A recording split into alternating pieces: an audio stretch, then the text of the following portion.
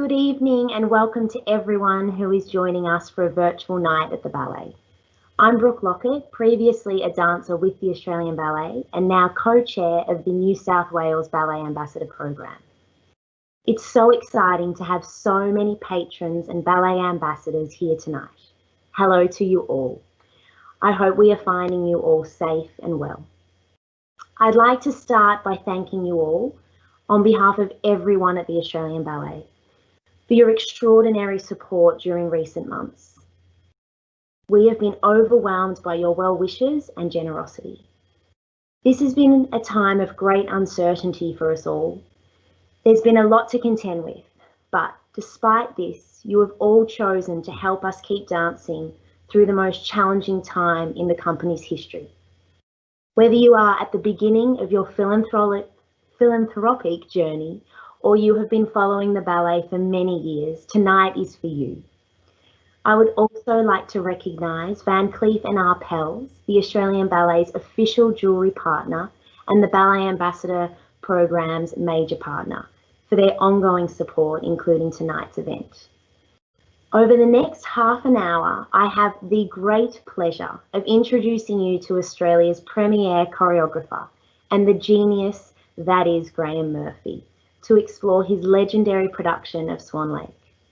Before we jump into this exciting discussion, there will be an opportunity for you to ask Graeme any of your questions from home. If you would like to do so, then please find the live event Q&A feature on your screen. And if you'd like to type in your name and question, we will do our best to get as many questions as we can tonight.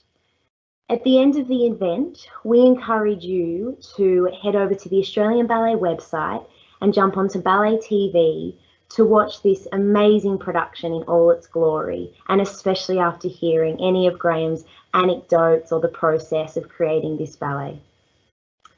This ballet truly is part of the Australian Ballet's DNA. It has catapulted many careers and it has taken the Australian Ballet all over the world. So without any further ado, all the way from Tasmania, I am thrilled that tonight joining me is Graeme Murphy. Hi, Graeme. Hi, Brooke. How beautiful to see you. I've missed you all those dancers, all those lovely audiences. It's been too long without you. It's so nice to have you here. And, you know, I speak on behalf of so many artists when I say that I think everyone has a very special place in their heart for your Swan Lake. And I'd love to go back to the very beginning and hear what it was, why you wanted to tackle Swan Lake, the quintessential classic. You are known as such a phenomenal storyteller. Take me back to the idea and that process of creating this sublime production. Well, David was a catalyst, I have to say. He was very new at the job. He had just become the artistic director. And we talked a lot. He'd asked me what I would really like to do if I had open slather.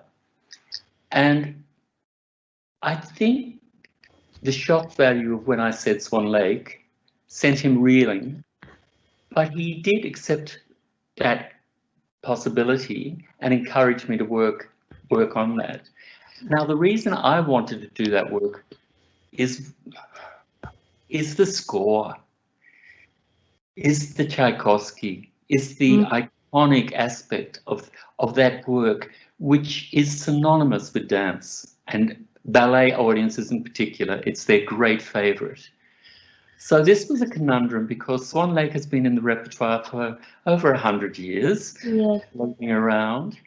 But I thought I would respectfully revisit that work with respect and with the love, but also with a freshness, because Australian Ballet is the company I love to work with most.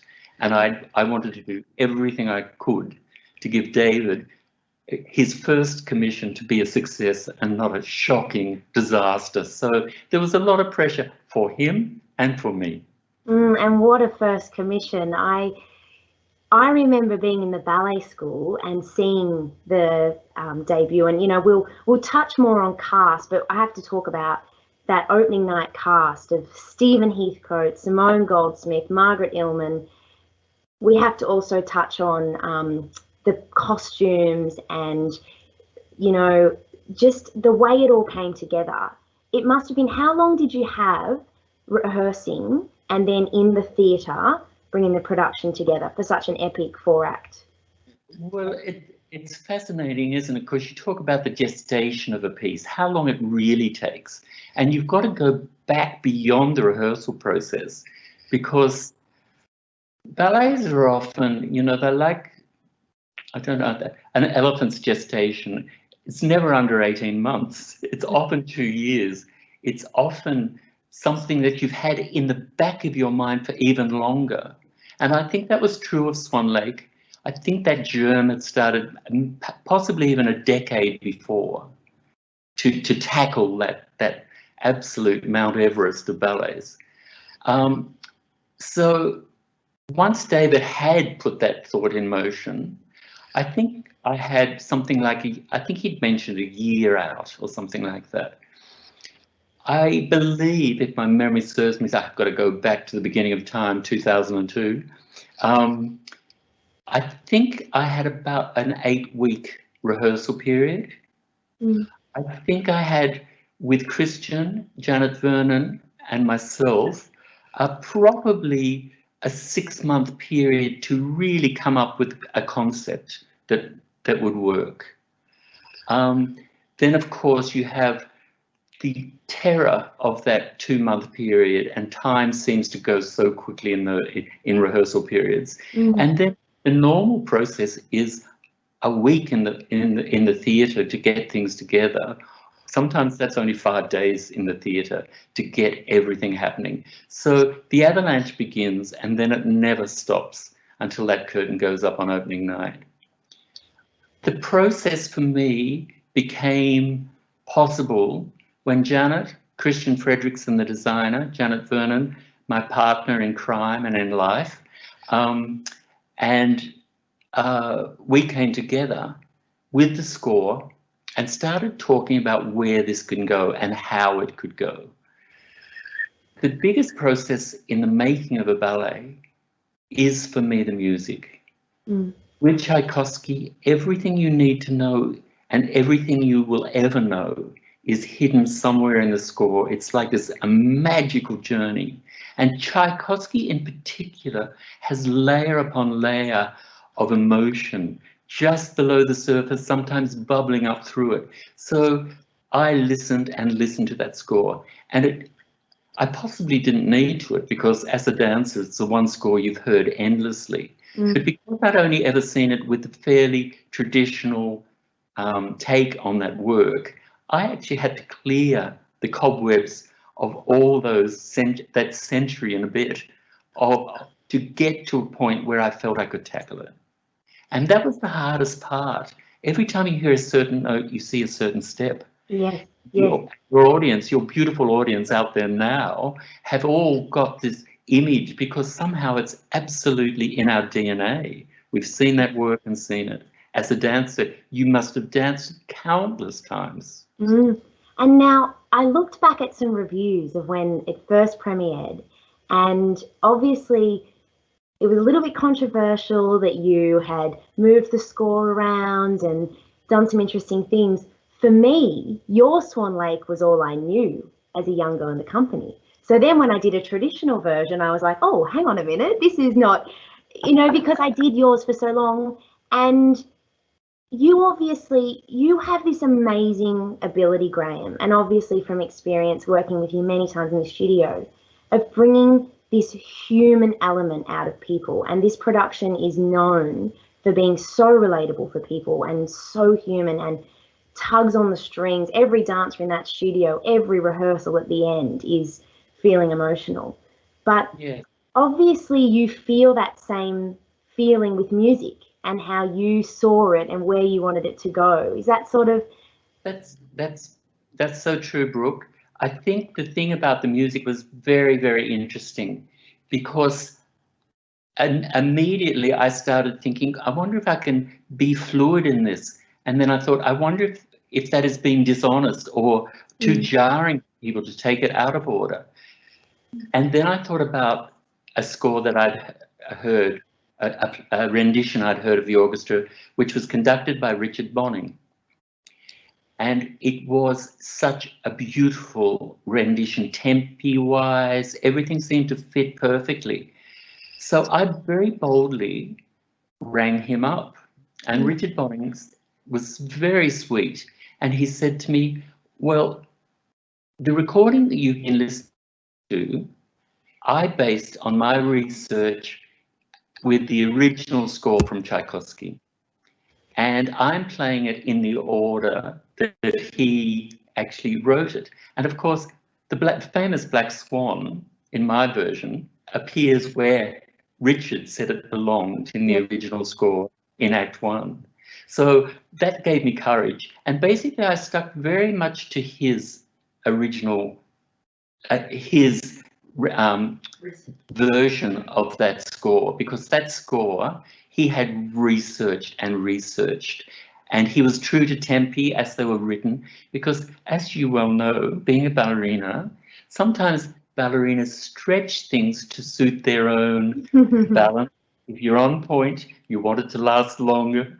If you can't quite get through that, you want it to go a little bit faster.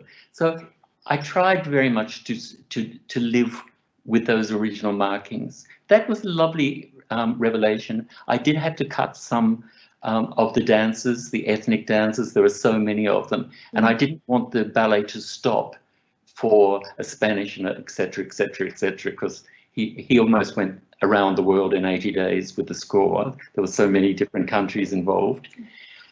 So that was a great. Once I felt comfortable with the order of things, I could really let my imagination fly in terms of storytelling. And I guess that gets us to the controversial aspects of the storytelling about a certain royal family. Wouldn't that be interesting today? It's all still controversial. Absolutely. And you said about the humanity of it. And I felt that if I didn't really I found so much humanity in the music, but I had to find that depth of characters within each of the characters. Dance is strange. You can talk about relationships and layers of personality, but at the end of the day, I have to find a way of making that into movement. Yeah. I have to find a wordless language to try and give something more than just a two-dimensional character. And that was interesting. So when I had thought about the famous love triangle of Diana, Charles and Camilla, it was a departure point more than anything, because let's face it, the work is set in Edwardian Switzerland in Freudian times. So it wasn't about being super realist, but it was about finding a triangular relationship that really had resonance and excitement. And of course, in that period leading up to doing that work, the royal family in particular, Diana dominated the absolute airwaves and the newspapers and the media and every Woman's Weekly and so we knew a lot about her. So there was, for those dancers, for Simone, studying the character, the incline of the head and the shyness was quite swan-like in its own way. That neck and that look and looking up from under the eyes, there was something very balletic about the images that we got. And so that was a great departure point. But as I say, it was merely a departure point. And I believe it's actually Princess Diana's birthday today. I think I saw that online today. So how amazing that we're talking about that. But Graeme, when you're choosing an Odette, there's such fragility in that character, in that role, yet such enormous strength in the stamina to get through it and the things that she does and the way I know you, and we have to mention Janet because she's such a huge part of your entire process, but the way you cast that trio together and cast an Odette, what's that process like for you? Is it something you see in someone or something you feel in the studio? Look, honestly, that is, I mean, Stephen Heathcote, I'd worked with for years and loved to work with him and still love to work with him as with the Australian Ballet in his new capacities. So I knew his strength, and his strength was that of bringing real masculine, believable life to the character and being, of course, the most stunning partner. Simone, on the other hand, as a first cast, she had a delicacy, a sensitivity, but a slight lack of confidence because of her age and where she was, because she wasn't in principal at the time that I asked her to do it. So it was based purely on the fact that I saw this possibility of entering the character through her. And Margaret Ullman, who had had a worldly experience as an international dancer and been on Broadway, etc., she had a knowingness and an incredible. So each of those characters just came together at that point. And So many ballerinas have been launched by the Odette role. yes, I was about to touch on, and it's I wouldn't be able to mention them all, but you know, Kirsty Martin, Amber Scott, Madeline Eastoe, which I think, you know, is in the recording tonight and did so many opening nights overseas, and obviously Robert Curran and his extraordinary partnering. Amazing. But it really did launch a lot of careers. And when we were chatting the other day, like you said, I think what's beautiful about you is you're never afraid to take a chance on someone and maybe choose a younger dancer or something you see in someone and give them this enormous opportunity to rise to the occasion. And that's it's such a beautiful quality. But just before we move on to some great questions are coming through, but why do you think it is, Graeme, that Swan Lake, obviously its history, aside from that, why has it stood the test of time? Why is it still the ballet that everyone knows? When you say ballet, people know Swan Lake. What is it about Swan Lake? I have to say that Mr. Tchaikovsky is extraordinary.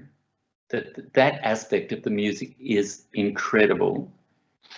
You have to remember that it was a big failure at the beginning. The ballerinas were each putting their own different music for a variation they'd done before so that they looked fabulous. The critics were brutal on its first showing, so that it went to bed for quite a number of years before it was revived and reworked. But I think there is something about the mythology in that work. You know, the great works myths are the things that draw us all together, because whatever country you come from or whatever culture you come from, a myth will resonate across different nations. And there is something about that aspect, the bird woman, it's in all cultures, you know, and so that to me is really interesting. But to me, I had to find something that was real. And for me, I think the production that we do is something people can identify with. Many of the characters in that work, we all identify with pain and suffering, love, loss of love. These are the essential beings. These are the bread and butter of humanity, love and loss. And striving to be loved, of course, is one of the greatest things. And it is that story of Odette, who wanted so much to be loved, had doubts on her wedding night. Those doubts sadly were realized, but who fought back for what she wanted. The man who feels he's made a choice that's not right suddenly discovers that maybe he did love her all the time. It's the games, it's the twisting that keep us involved with humans, because humans love observing other human beings. Absolutely. I have, just jumping into some lovely questions that are popping up. And Sylvie from Zurich has said, Graeme, what is your and Janet's production that you are most proud of out of everything you've ever done? Good question. I have to say, hello, Sylvie. How I love you, how I miss you. Janet and I send so much love to you. all the way to Zurich. I hope you're enjoying a nice warm summer. We're loving our Tassie winter. I have to say that Swan Lake was a game changer for me. Out of the 30 years with Sydney Dance Company, there are works that I did in that period which for me define who I am as a choreographer. But I have to say the work that got international exposure around the country was Swan Lake, and that makes me happy in a way, because Swan Lake, as we said, can be people feel very protective about it. And when that has been done in France, Japan, China, etc., to know that it's reached audiences on that level, to me, it absolutely sums up the power of movement as opposed to the transient, sometimes movable word of worlds.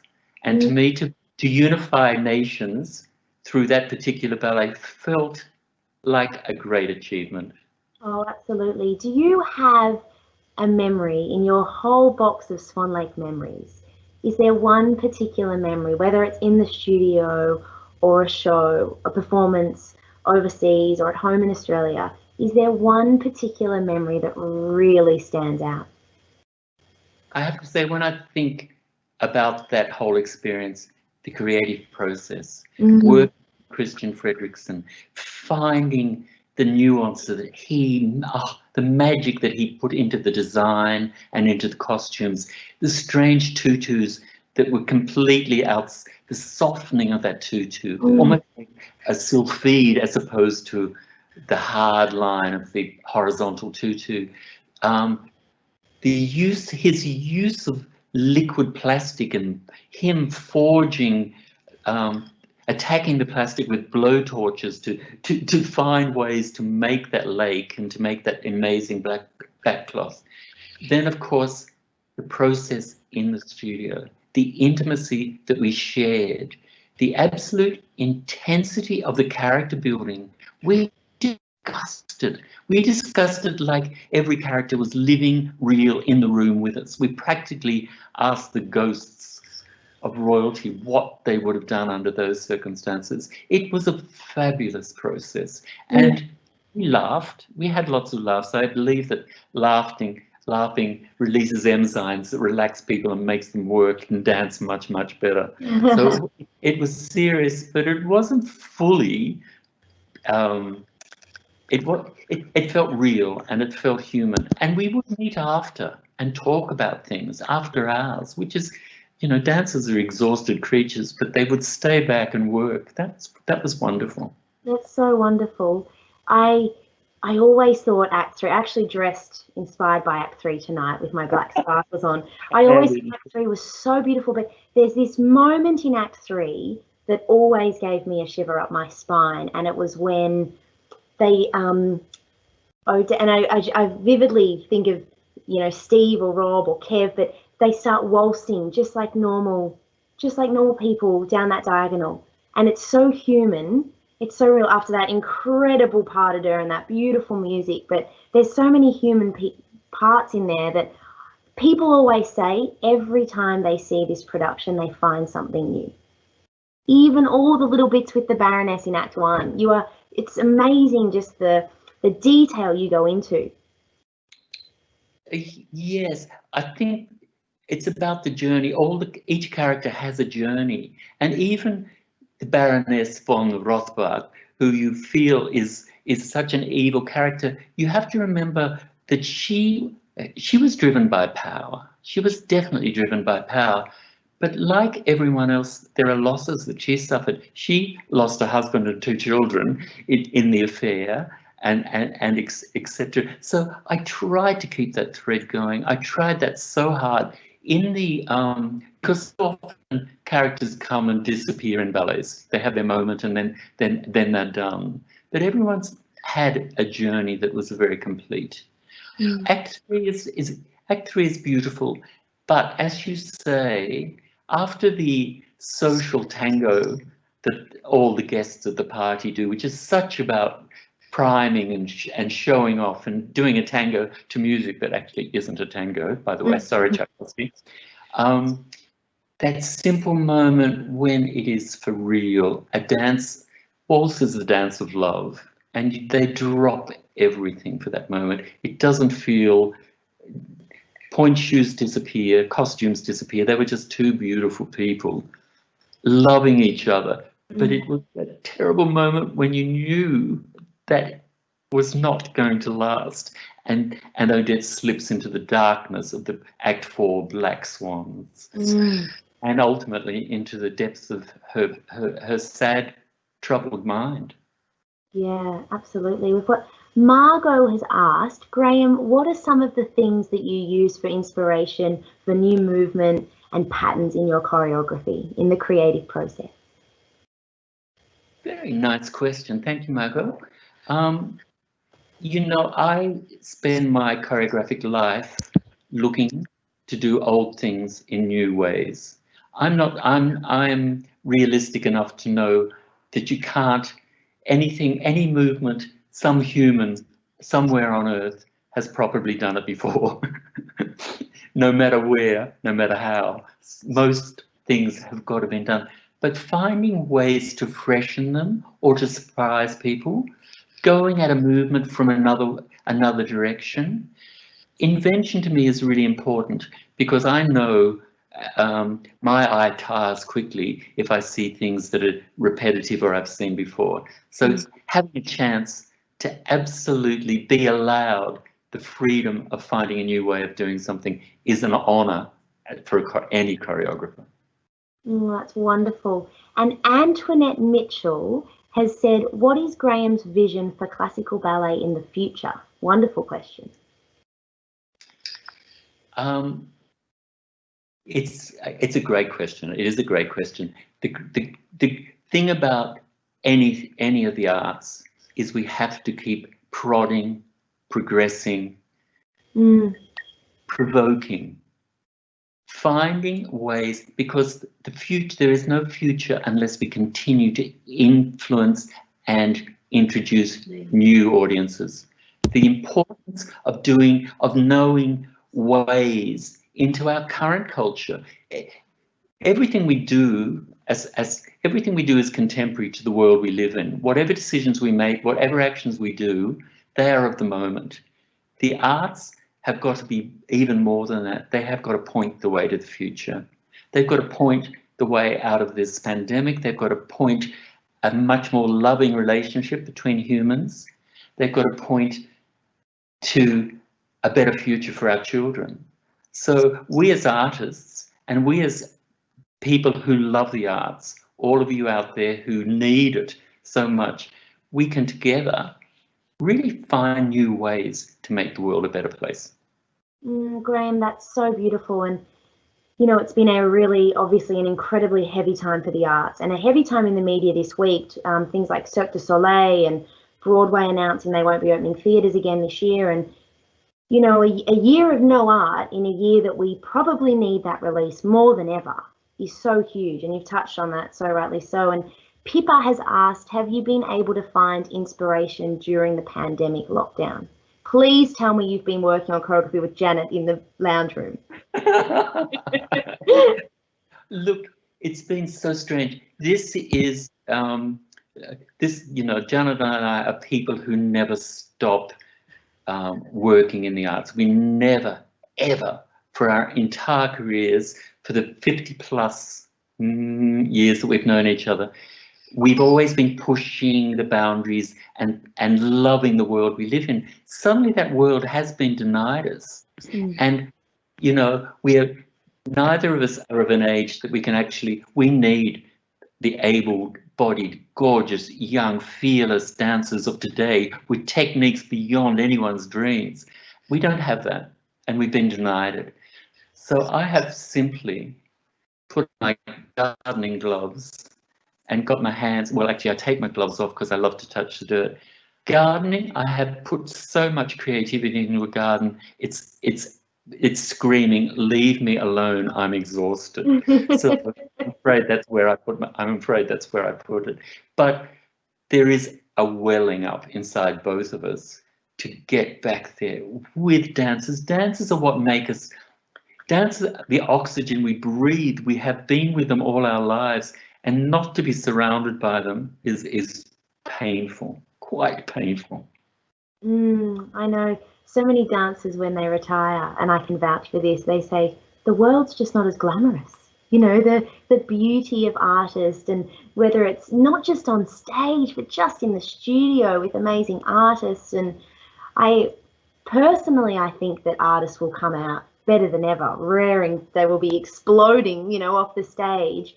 But you're right, it is hard finding that creative outlet, as so many of our dancers are at home taking class in their kitchens and their lounge room, and you know, it's a really hard time. And you're right, I hope art will point us in a direction out of this. But stepping off COVID for a second, Imogen has asked, how did you feel on opening night after the creative process to sit down? I know your little secret, Graeme, because we've talked about it earlier. Cheers, by the way, Graeme.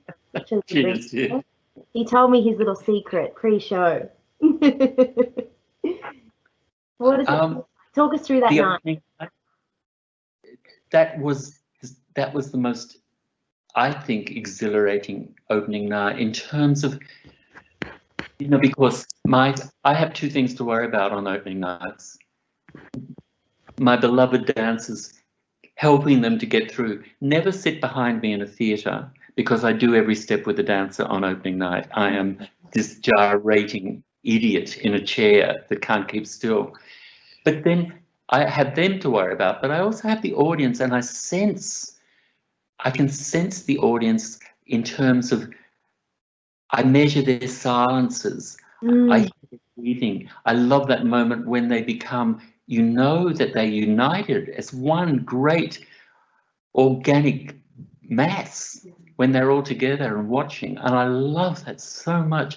And that opening night, I felt like everything came together extraordinarily, to the extent that at the end of the show I didn't quite know where or who I was, and I had to run up, shuffle past people and go up to take a call. It was an out-of-body experience. It was quite strange, but wonderful. Wow. And then what about on the international tours? Do you have a place that comes to mind of a beautiful memory? I thought New York, of course, we all aspire to get our work done in New York and to work. And, you know, as dancers, we've been privileged to work there on many occasions and as a choreographer and director. But, you know, I love the Japanese tour very, very much from that point of view. That sort of level of absolute level of not just respect for the artist, but this passion for the artist, this absolutely adoring and appreciating what performers, particularly dancers, huge in Japan. That was quite an extraordinary, and it's such a different culture to European or to the American culture. So for me, that was very, very, very special. I have to say, this is from my own experience, but your signets sets the crowd, like they just go crazy for it, and it is so much fun to do. And I know obviously our conductor Nicolette Frayon, she tends to love a bit of speed in her conducting, so she would love that. The four of us would always be like, let's go faster, and it's so different to the traditional Four Swans for such an iconic piece. What made you do it the way you did it? I always thought that the music, when played slowly for the little part, is not very swan-like. It's rather more duckling-like. It's very blum blum blum blum blum blum blum blum. And when you take it up that little tempo, suddenly there's energy and you feel that youthful vigor in you, and the feet are going 90 miles like swans under the water, with the feet paddling 1,000 miles an hour, and up top serene and calm. It's really quite beautiful. But I love the fact that I put so many steps in such a little time, and that you girls could actually manage to fit them all in and still look beautiful and elegant. please, how did you do it? Oh no, it was lots and lots of fun.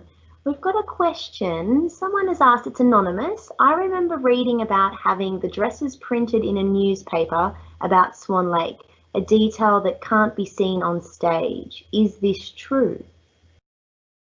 I remember, I don't know what that relates to, but I know that Christian did strange things, like in Act 1, when Odette flips out by the lake, when she starts to lose it, when all the questions about the relationship are coming to the fore, her pale white dress reveals an underskirt of black lace. And it's like Christian always managed to put a message, almost a subliminal message, in his costumes. I mean, it wasn't very subliminal, but when you're trying to choreograph for about 500 miles of satin for the wedding dress, that wasn't subliminal, but it told you something about the twisting story and the convoluting and the fact that they had to negotiate this mile of fabric. And they were amazing. I don't know how they did it, but I think that, I think there are secrets hidden within the choreography, within the costume, and even within the set. That oval, which is an egg, which is the lake, appears in Act 3 in the ceiling, and of course then it reappears in Act 4. Suddenly it's gone black. All of those things are subliminally important to an audience. An audience picks up whether they are aware of it or not on many of those aspects. I think there's an enormous amount of pride within the dancers of, you've obviously seen many dancers grow through the production, and I'm sure that when it's done again in the future, they will need Madeline Easter or someone in there showing those Odettes how to work that dress. Absolutely.